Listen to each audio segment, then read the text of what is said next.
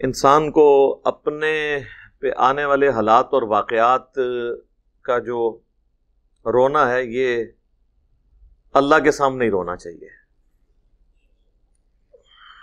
بس ٹھیک ہے ڈال دیں اس میں. بس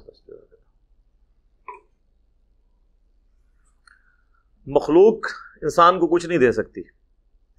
ذریعہ مخلوق بنتی ہے انسان پہ آنے والے حالات و واقعات کا، لیکن فاعل حقیقی اللہ کی ذات ہوتی ہے.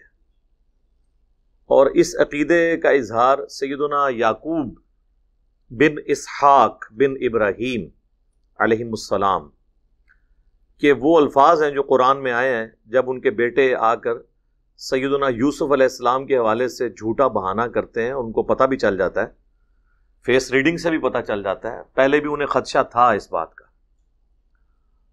تو وہ کہتے ہیں کہ میں اپنے دکھ اور درد کا اظہار اپنے رب کے سامنے ہی کروں گا. جو کچھ تم نے میرے ساتھ یہ فریب کاری کی ہے، انہوں نے اسے کنفرنٹ نہیں کیا بلکہ اپنے دکھ کو اپنے رب کے سامنے رکھا.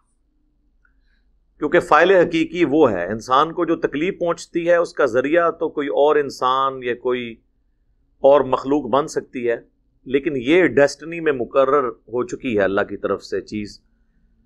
وَلَنَبْلُوَنَّكُمْ بِشَيْءٍ مِّنَ الْخَوْفِ وَالْجُوعِ وَنَقْصٍ مِّنَ الْأَمْوَالِ وَالْأَنفُسِ وَالثَّمَرَاتِ.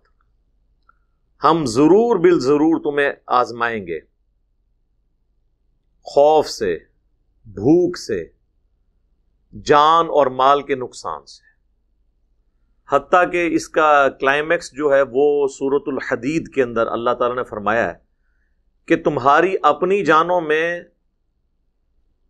اور اس زمین پہ چاہے کوئی اجتماعی آفت ہو،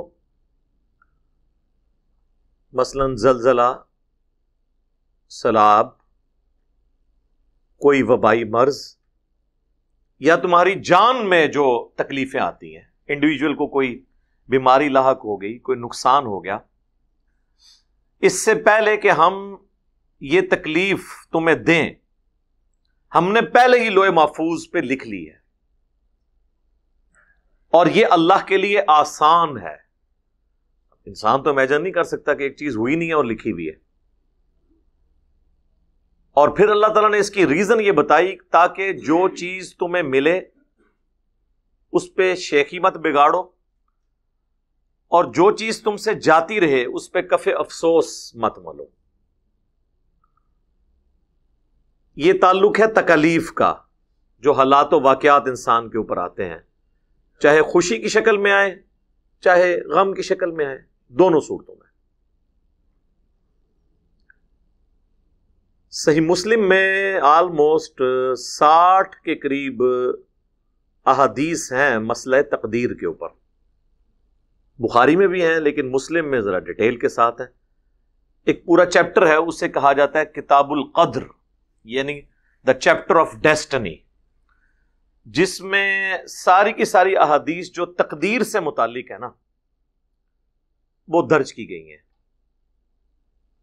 مشکات میں بھی آپ کو پہلی جلد میں بخاری مسلم کے حوالے سے وہ چیپٹر کی احادیث مل جائیں گی، لیکن مشکات میں چونکہ ٹاپک وائز احادیث لکھی گئی ہیں تو کچھ احادیث آپ کو شاید اس چیپٹر میں نہ ملیں، کچھ صبر و شکر والے چیپٹر میں مل جائیں، تاکہ اس سے جو صبر و شکر والا معاملہ نکلنے والا ہے وہ وہاں پہ ایڈریس ہو جائے. اس لیے انہوں نے چیپٹر وائز اس کی ڈسٹریبیوشن کر دی ہے. تو یہ جو میں حدیث آپ کو بتانے لگا ہوں نا، یہ انہوں نے توکل اور صبر والے چیپٹر میں لی ہے مشکات والوں نے. مسلم شریف میں یہ تقدیر سے متعلق والے چیپٹر میں ہے کہ حضرت ابو ہریرہ رضی اللہ تعالیٰ عنہ کہتے ہیں کہ مجھے اللہ کے محبوب صلی اللہ علیہ وآلہ وسلم نے یہ نصیحت کی تھی کہ اے ابو ہریرہ، جو چیز تمہیں نفع پہنچانے والی ہے اس کے لیے کوشش کرو، سستی نہ کرنا، کاہلی نہ کرنا. یہ نہیں ہے کہ صرف یعنی دعاؤں پہ ہی کھڑے رہو، نہیں. اور نہ یہ فنیٹک اپروچ ہے کہ جو چیز تمہیں نفع دیتی ہے اس کے لیے کوشش نہ کرو. کوشش کرو، چاہے دنیا اور آخرت دونوں کے نفع کی. سستی نہ کرنا، کاہلی نہ کرنا، اور اللہ سے مدد بھی طلب کرنا. وَاسْتَعِن بِاللَّهِ، اللہ سے مانگنا. پھر ساتھ فرمایا لیکن اگر رزلٹ تمہارے خلاف نکل آئے تو یہ نہ کہنا کہ اگر میں یہ کر لیتا تو یہ ہو جاتا، وہ کر لیتا تو وہ ہو جاتا. اگر مگر شیطان کا دروازہ کھول دیتا ہے. یہاں پہ آگے حدیث مکمل ہوتی ہے. یعنی اگر مگر سے توکل پھر ختم ہونے کی طرف چلا جاتا ہے، جو سیدنا علی کا قول بھی ہے، تلقی بالقبول حاصل ہے اسے. سیدنا علی کہتے ہیں کہ میں نے اپنے ارادوں کے ٹوٹنے سے اپنے اللہ کو پہچانا ہے. میں پوری کمٹمنٹ کے ساتھ پلاننگ کرتا ہوں، ریسورسز مینیج کرتا ہوں، اس کے باوجود وہ رزلٹ نہیں نکلتا جو میں چاہ رہا ہوتا ہوں. تو اس کا مطلب یہ ہے کہ ایک مجھ سے اوپر ہستی ہے جس کی مرضی یہ نہیں کہ یہ ہو.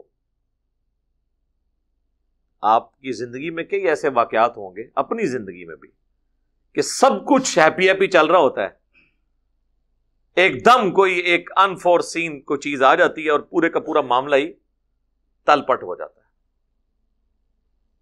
اس لیے کہ وہ اللہ تعالیٰ کی پلاننگ ہوتی ہے نا. اللہ کی پلاننگ کو تو کوئی چیلنج نہیں کر سکتا. واللہ خیر الماکرین، اللہ تعالیٰ سب سے بڑھ کر بہتر خفیہ تدبیر فرمانے والا ہے.